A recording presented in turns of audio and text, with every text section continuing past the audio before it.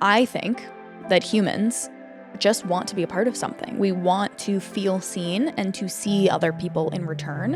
And that is a piece of the human experience. What this tells me is that structure is the key to an excellent social gathering that evokes this feeling. I realized that most people, especially if you're living on your own, most people only have like $1,000 or $1,500 per month after all is said and done. There's so many things that people want to do with their money, and there's only so much that $1,000 in a month can do. What it also does is forces us to be more creative with how we go about enjoying our lives with the money that we do have left over. And this is probably one of the most creative things I think that you can do. Welcome back to Something More Human, folks, the show where we talk about human connection in the digital age. I'm Sam. And I'm Elliot.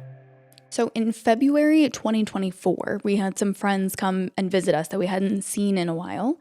And at that time, budget was a little tight for all of us. So I suggested that we have a night in. And as part of having a night in, we give each other PowerPoints. And this was essentially our very first PowerPoint party ever. And if we thought that budgets were tight, then I think budgets are all around maybe a little more tight now. And I'm speaking specifically for Denver, is where we live. I work at a coffee shop, and I realized as I was, just living life, that so many of us in the service industry are making about the same amount of money. All the coffee shops are paying about the same, more or less. All the restaurants. And so I realized I like to do math. I like numbers. So as I was doing the math and looking up statistics for rent in Denver and cost of living, I realized that most people, especially if you're living on your own, most people only have like $1,000 or $1,500 after rent and utilities, and maybe less. A month. Per month after all is said and done, to save for vacation, to maybe buy some nice clothes, to get presents for friends. Like, there's so many things that people want to do with their money, and there's only so much that $1,000 in a month can do. So I realized that, and I was like, that's unfortunate that we're in that kind of place right now. But anyway, I think what it also does is forces us to be more creative with how we spend time with our friends and with each other, and how we go about enjoying our lives with the money that we do have left over after paying to live. And this is probably one of the most creative things I think that you can do, I totally agree. In addition to that, in the last year, I would say we've also really set out to stop leaning on the question, what do you do for work? And when we meet up with our friends, asking them how was work, and sort of centering all of our conversations in that way, because we want to know our friends in a deeper and more meaningful way. But it's so easy to fall into that conversational rut, because that is, 40 hours a week of your life. That's not nothing. But at the end of the day, we are all so much more than that. So this, to me, is a really fun way to get to know your friends on a deeper level, because you're, in a structured way, asking a question about what you're interested in or passionate about or have curiosity around. And sometimes asking the right questions can feel in and of itself like a challenge or like a totally separate skill. So this relieves, I think, the burden of becoming a better conversationalist, learning how to ask better questions. Not that you shouldn't do that, but we have a totally separate episode that we did called The Power of a Question, where we dive into how to become a better conversationalist, what kind of questions you can ask. We offer some questions. This is not that. If that feels too daunting of a task, I think that PowerPoint parties are actually the perfect kind of gateway drug to getting to know your friends on a deeper level and have a lot of fun doing it. I think before we started going to the company, I don't know if I heard much about PowerPoint parties besides what you and I did, or what you did a couple years ago when Megan and Serena came over. I think it is like one of the best ways to get to know somebody, like you're saying, without the feeling of the pressure of having to ask somebody what it is that they do, or trying to prod and poke and figure out someone's life by asking them questions. Mm-hmm. And giving someone 7 minutes which is kind of what the PowerPoint parties are at the companies. You get 7 minutes to talk about whatever you want. And the amount that you can learn about somebody in 7 minutes is pretty fascinating, actually. Mm-hmm. And we've gotten to know a lot of people there through the PowerPoint parties. Mm-hmm. I've gotten to know Lauren more through her PowerPoint party, her PowerPoint presentation. And I don't know, there's just something really special about it. It's like, it's definitely a creative endeavor. You're flexing so many muscles at one time.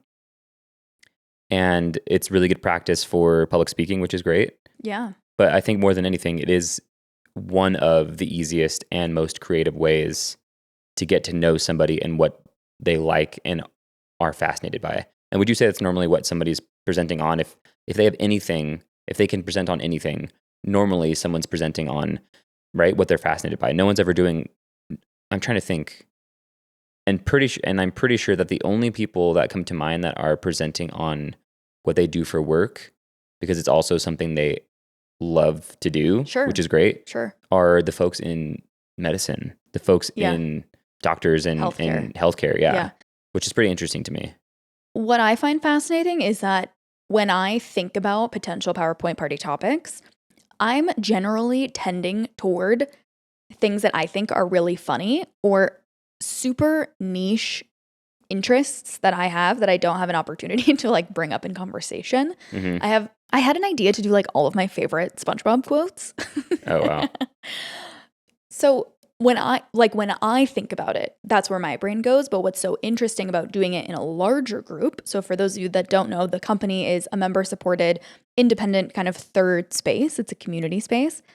There's a bunch of people that come. I think there are 12 presenters, and there's a huge audience of like 40 or 50 people. Almost every time, yeah. What I've seen as we continue to attend is people always surprise me on the types of topics. Like someone did one on the tire size of cars and how it's evolved over time, because he got a flat tire and just went through a bunch of trouble trying to get a new tire that was going to have longevity. Mm-hmm. And he was like, well, here's this like really shitty lesson that I had to learn, and I would love everybody else to know about this so that you don't have to do it. Mm-hmm. And that was so interesting. Yeah. Someone did their dating wrapped, which I thought was hilarious. That was one of the funniest. And we talked about this in the last episode, but I did mine on, which was essentially what the entire last episode was about, but I did mine just on the story of my family in Florida. And I was worried about mine because mine was serious in nature. And I remember talking to you about, like, I feel like people, when they pay to go to something like that, they normally want to be entertained. And entertainment to me is like they want to laugh. Like, people want a release, people want to laugh. So am I making a mistake by doing something more serious? And it turns out that it was not a mistake. Right. And it went really, really well. And a lot of people resonated with it. But what about the person that came up to you afterwards that was like, this is why I come here? Yeah, I forgot who it was, but it was somebody, I think it was somebody that's in, like I said, someone that's in the healthcare field, maybe an EMT, and they had presented a couple months ago. And yeah, he was, he just said that he's like, this is why I come here for these personal stories. Like, you've shared, a lot about who you are, and that's really personal and that's really inspiring. But the point is that you can do anything. Nothing is off limits, and it's highly structured. But I wonder if it is structured to a degree. I mean, essentially you have 7 minutes to present on whatever you want. But I'm wondering if it could be more structured. I don't know if you know anything about the 48-hour film festival, but you have essentially 48 hours to make a film, right? Does that include writing or just shooting? No, it's everything. Wow. You have 48 hours. But the difference here is that it can't be on anything. You get a genre. Like, you pull from a hat essentially, and they give you a genre that you have to abide by. And then they also give you some sort of prop that you have to use. So the year that I made a film, 48-hour film festival, was like 10 years ago. We had to include a map somewhere, like a physical map in the movie. And I'm wondering, because you and I are talking about doing PowerPoints with friends at home, I'm wondering if it could be more structured. Totally. And I have ideas about that. Giving people sort of a challenge. I feel. I mean, it would be nice to, maybe the first time to let people do what they want, so that you can sort of see who they are without any pressure. But gradually, it might be fun and challenging to introduce some parameters. Yeah. Like genres or types of PowerPoints. I have ideas about this that we'll actually get to later that I'll share with you about how might you structure your own PowerPoint party? Okay. But before we do that, I want to talk about this idea of collective effervescence. This is a phrase coined by Emile Durkheim, who is a French sociologist, or was, he's dead, long dead. This is a term that he spoke about when it comes to sociological actions and how we take part in society. This is actually where I think something like organized religion gets it right and does it really, really well. Collective effervescence is the feeling of unity and heightened emotional energy that arises when a group of people come together for a shared experience, ritual, or gathering. So this can be anything. Concerts are a great example. You know, the main act comes on stage and everyone cheers. That's everyone kind of having this same emotional experience at the same time in a scaled, large way. Same thing with religion. You're coming together for this ritual. There's singing, very similar to a concert. And then there's other types of social gathering. Think of, maybe the joy of having a picnic with your friends. You're agreeing to come to the table in this certain way. It's also the feeling of belonging and assimilation produced by whatever this ritual action is. At the end of the day, I think that humans just want to be a part of something. We want to feel seen and to see other people in return. And that is a piece of the human experience that, especially as a result of hosting this show, I am constantly seeking out and have an eye open for. So what collective effervescence tells me is that structure is the key to an excellent social gathering that evokes this feeling of seeing and being seen in return, being a part of something. Sporting events are also great examples because we're all sort of cheering for the same thing. Do you know what I mean? Like when someone hits a basket at the last moment and the crowd erupts. There's something more special about that than when you erupt all by yourself in your living room. Until your team loses, and then you're all collectively angry. One year, like 7 or 8 years ago, if you don't know, I'm a huge Lobo fan. New Mexico Lobos basketball, college basketball. They were playing Nevada, and the Lobos were up like 16 or 17 points with 2.5 minutes to go. And Nevada came back and won.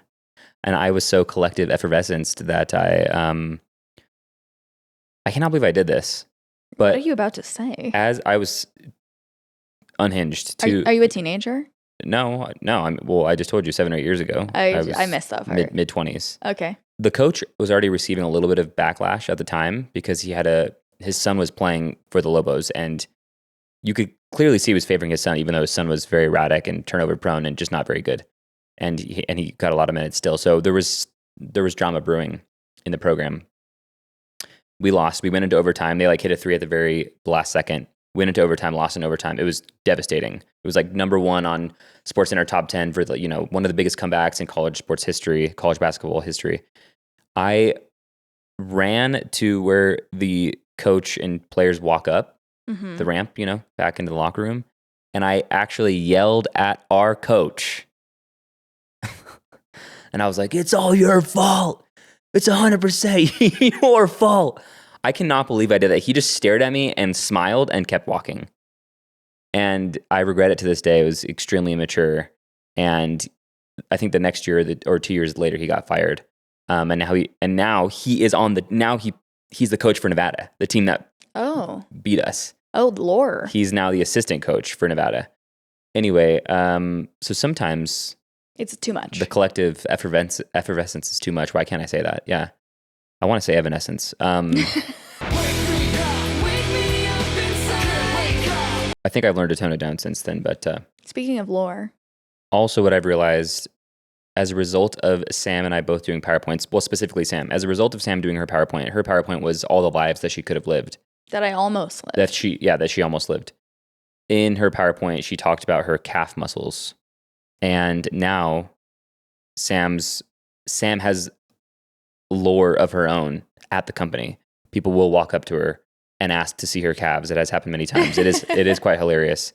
And for those of you that don't know, I did ballet and have an entire bachelor's degree in dance. So this is the origin of my calves. And for those of you who don't know what they look like, here they are. No. You have to No, see me in stop. person. No, stop. We're absolutely gonna show your calves. That's hilarious. What do you mean? We're just gonna get like an iPhone shot of your calves. Okay. And for those of you who have not seen her calves, here they are. Beautiful. So as a result of saying yes to signing up for PowerPoint parties, Sam's body, her anatomical features have lore of their own, which I think is pretty darn cool. It is kind of cool. I also, fun fact about me, if I have an opportunity to literally flex my muscles, I will take it. I wonder what people think that says about you, because my observation is that people think that I'm you're a douchebag. Yeah, but you're literally the furthest thing from that kind of person, but you do like to flex, which is interesting. I mean, I also think it's like, I don't think women get enough opportunities to flex. Like, I love a ripped woman, and I'm like, yeah, dude, you've worked hard for that. Like, flex. If you got it, flaunt it. Yeah, Maria was looking pretty good. Jacked, We just saw our dude. friend Maria in town. She's a climber. Mhm. She climbs basically for a living, essentially. She's out and about, lives in a van. She's looking shredded, dude. She is shredded. Swole. So She's also an ex-gymnast, so she's always been shredded. yeah. So PowerPoint parties, for me, hit all of the key requirements when it comes to hosting and being a part of a really successful social gathering. Mhm. Those requirements for me are, well, okay, when I say requirement, I mean like best case scenario, nice to have. Not that if these boxes weren't checked, I would not go to such a gathering. Number one, free. Mhm. Talk about tight budget. Like hosting something that's free, that is actually fun. That's not just like, hey, do you want to sit on my couch together? Which can be fun. Free. Number two, fun. And number three, structured. Those three elements together, I think can be challenging to meld all together. Bonus points for it being a way to have a deeper look at the way someone experiences the world or their perspective of the world around them. We're just taking a quick break to thank you so much for being here. If you don't follow the show or subscribe on whatever platform you listen to, doing that really, really helps us and helps other people find our show. We also love to hear from you. So we would love it if you gave us a 5-star rating, wrote a thoughtful review, and or left us a voicemail. And back to the show. And like I said earlier, there are other things too. It's creative by nature. So you're exercising your creativity. There's public speaking involved, and you can practice. I was really nervous to do a PowerPoint party at the company because there's 50 people. But in your living room, there might be 3 or 4 or 5 or 6, and they're mostly just friends. But it still is public speaking. I think that term is so loose. If you're standing up and you're presenting something, I feel like that's public speaking no matter how many people there are. There's not like a cutoff, Maybe unless it's to yourself, it's not public speaking, but it's good practice. And I think public speaking in general is an extremely useful skill and one that everyone should acquire. You know what I mean? And I think another thing is that it's absolutely, sorry, I'm building off of yours. I'm sorry. It's fine. For the people that are watching, you're learning new shit. And you're probably learning new shit yourself in preparation for whatever your topic may be. But really, I think it's an exercise in focus and stretching your attention span. And I wonder if people are reluctant to do it at the thought of the amount of time that it will take. Sure. Because it does take some time. And I think that we're in this phase where everything it has to happen now or we don't want it. Yeah, sure. And it took, for you, it probably took what, maybe 2 or 3 hours? How long do you think it took you? Yeah, it probably took me 4 hours because I had to hunt down a bunch of photos. It took me like 20 hours. Yeah, it took you like a week and a half. I don't know why it took me so long, but I enjoyed doing it. Your creative process, our creative processes, though, can't be compared because you have an extended creative process. You do a lot of like rumination, and then you do a lot of ideating, and then you revise, and then you're like, wait, but this idea. I don't necessarily have an overflowing fountain of ideas. So it's easier for me to pick one and then just stick to it. Sure.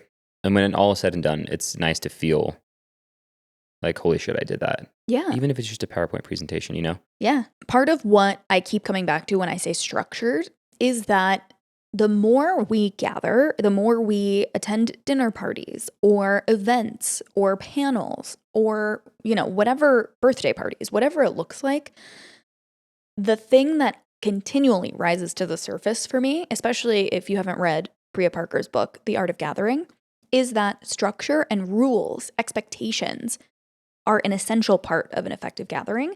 And oftentimes we can feel weird about saying, hey, I'm having a dinner party. Here are the rules for engagement when you arrive at said dinner party. That can feel weird. That can feel heavy-handed. That can feel like authoritarian. And I think that we want to be cool and fun and hip. And so we don't do that. This, to me, is the perfect opportunity to do it without having those kind of icky feelings. Here are my suggestions for ways that you might structure a PowerPoint party in your living room with your friends or with your acquaintances who maybe you want to get to know better. Number one, I strongly suggest a time limit. This can be anything. At the company, they do 7 minutes. My suggestions are 5 minutes, 7 minutes, 10 minutes. I think you can go longer if you have less people, if it's you and 2 or 3 other friends, or like you and I, Elliot, maybe we just, maybe the limit's pretty long, like 10 or 15 minutes. I don't know. Are you talking about like if you and I just had a PowerPoint party, just the two of us. Just the two of us, yeah. Just like had a little dinner and a PowerPoint party. Could be really fun. I also have a bonus idea. It could be really fun to do a few PowerPoint, like every person comes with 3 PowerPoints, but each presentation has to be 2 to 4 minutes. So it's like speed round. Okay. Or there's a vote. You come with 3 and the audience gets to pick the one that you present. Ooh, that could be fun. That could be fun. Another idea that I have is sort of what you were talking about, which is topic specific. So perhaps it's someone's birthday party. So the topic is like Elliot's birthday is coming up. The topic is Elliot and people deliver it on whatever they want, but it's all around the same thread. Bachelorette party, bachelor party. It's all the person who's getting married. It could be like your favorite TV show. Everyone's been recommending Severance to us. Don't even get us started on season 2. We hated it. That show's dog shit, dude. If you want to talk to us, slide into our DMs. But like everyone's, recommending these TV shows to us. Severely. Maybe there's an entire evening around why season 2 of Severance sucked, or like whatever.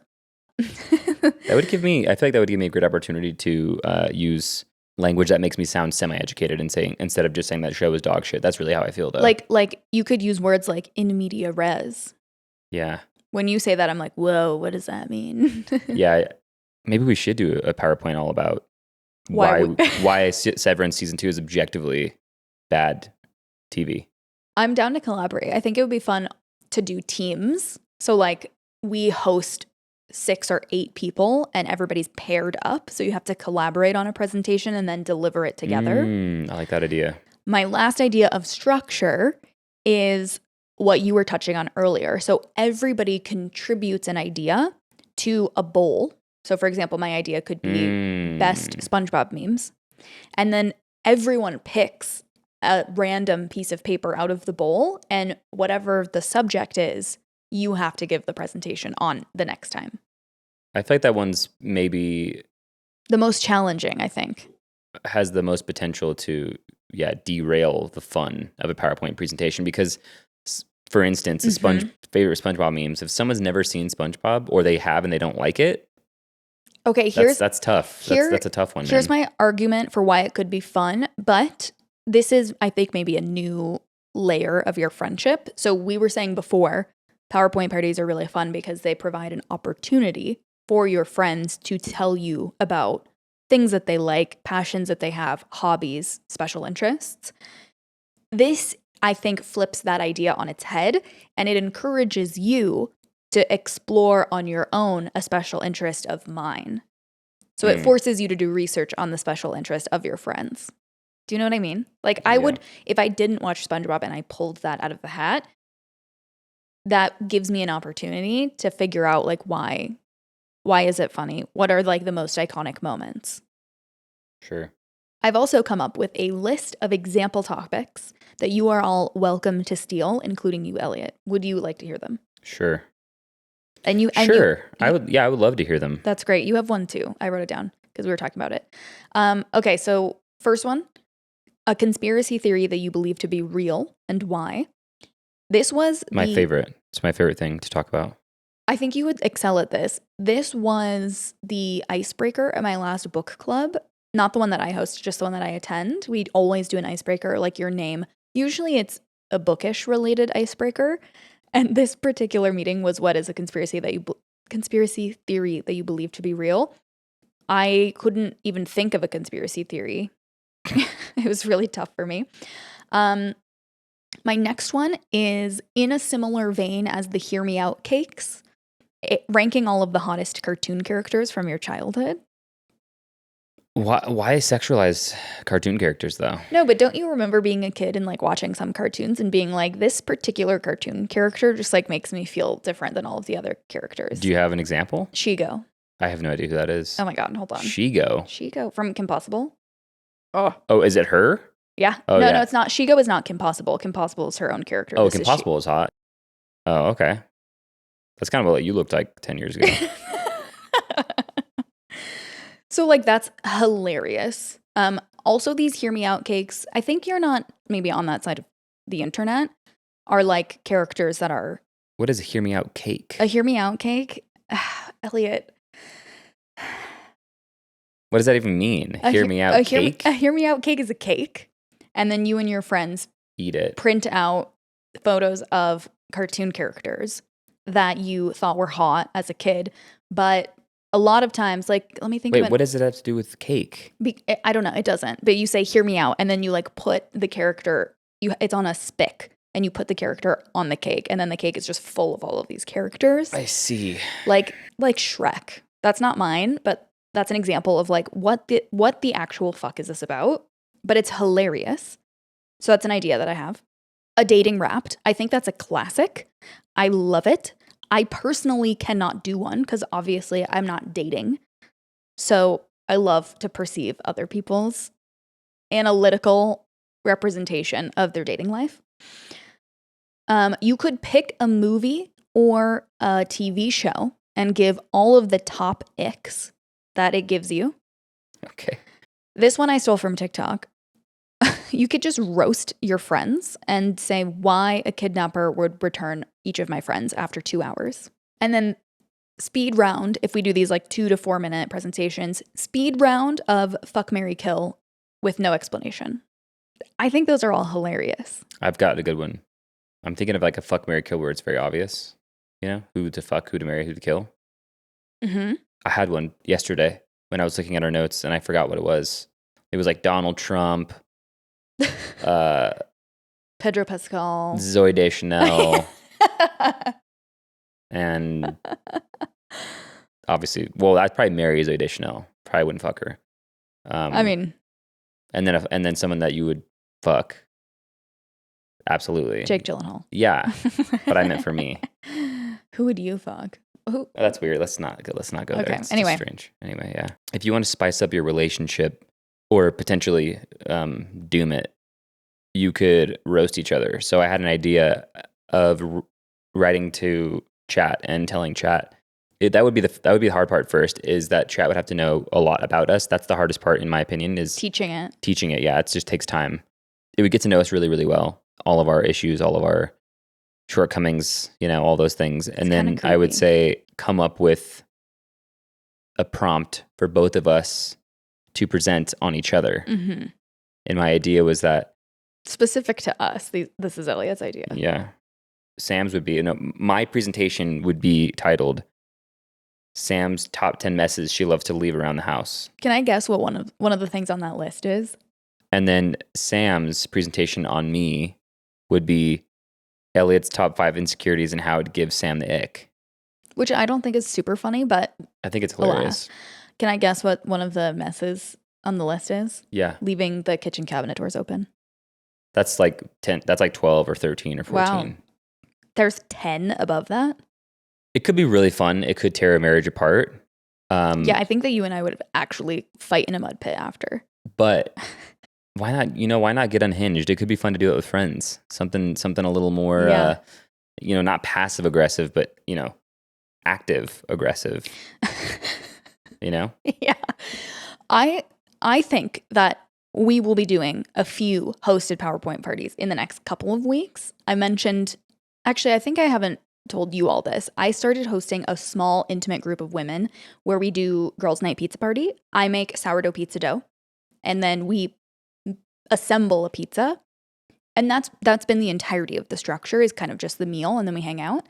The next one, which is next week, we are doing a PowerPoint party. Hell yeah. I'm really excited. Right here in this living room? Right here in this living room.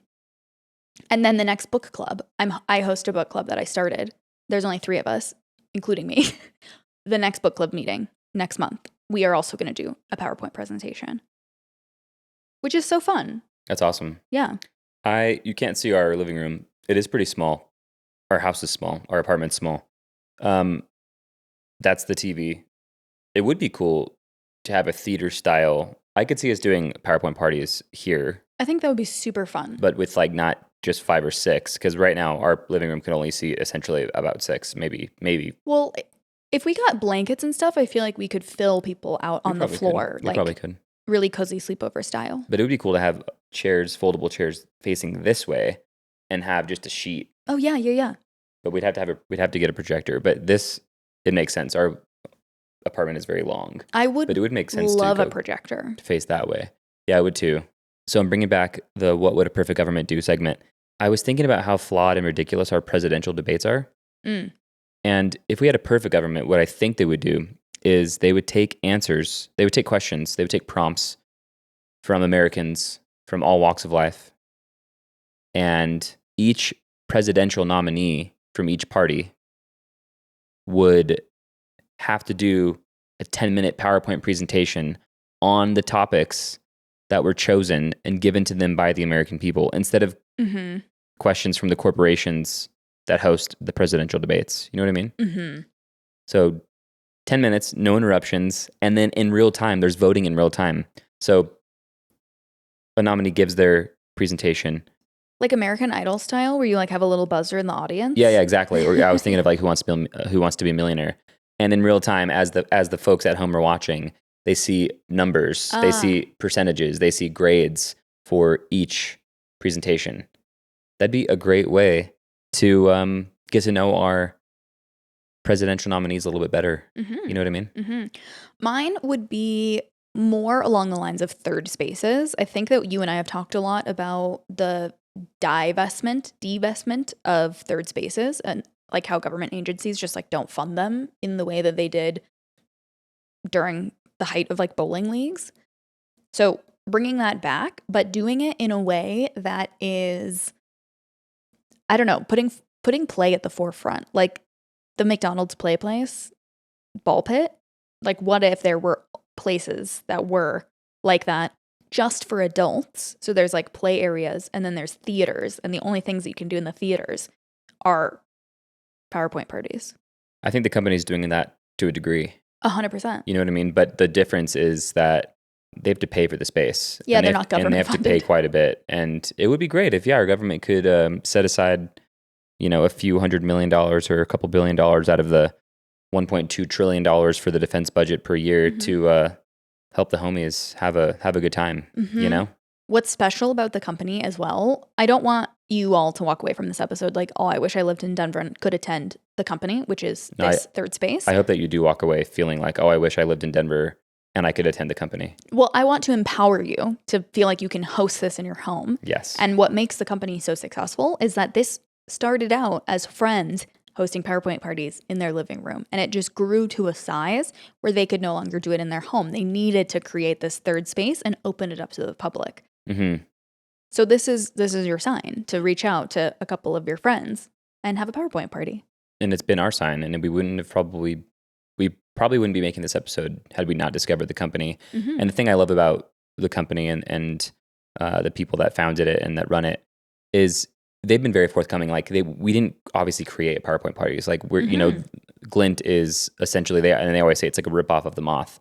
I don't even like using the word ripoff, but it started in their apartment. They started doing PowerPoint parties in their apartment. Yeah. And then it led to the company. And sometimes I feel like, oh shit, if we do PowerPoint parties here, they'll think that we're copying them. And of course they wouldn't think that. And they didn't come up with PowerPoint parties. Neither did we. Who did? Who knows? That's not really the point. The point is, how can we have fun? Like, how can we come together? Because it's hard to meet people. It's hard to make friends, especially now.